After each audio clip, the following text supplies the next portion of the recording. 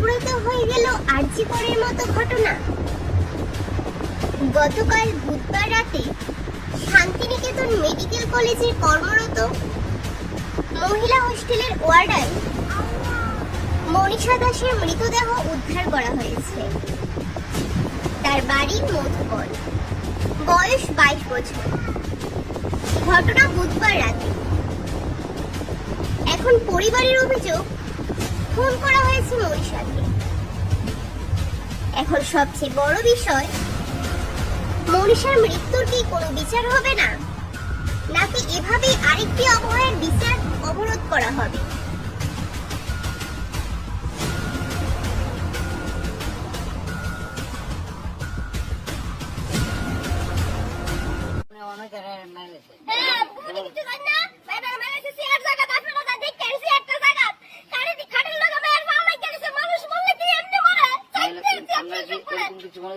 খারাপ রাস্তা চলছে, এরকম কিছু করছে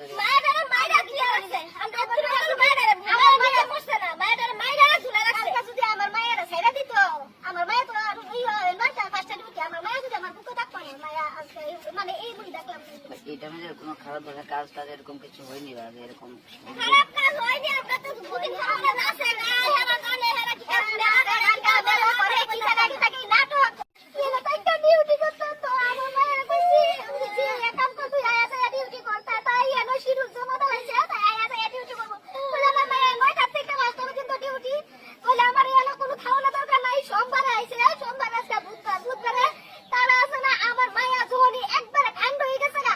আমরা এদিকে দরজা খোলা পুলিশও আছে, আবার মনে করা মানে সব দিকে মায়া শুধু একটা ঢাকার মধ্যে কোথাও দিয়েছে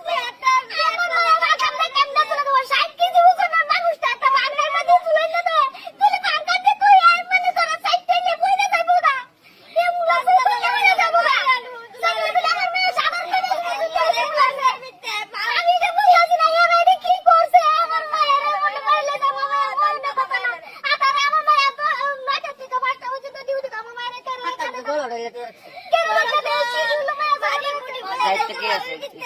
এটা দায়িত্ব কে আছে?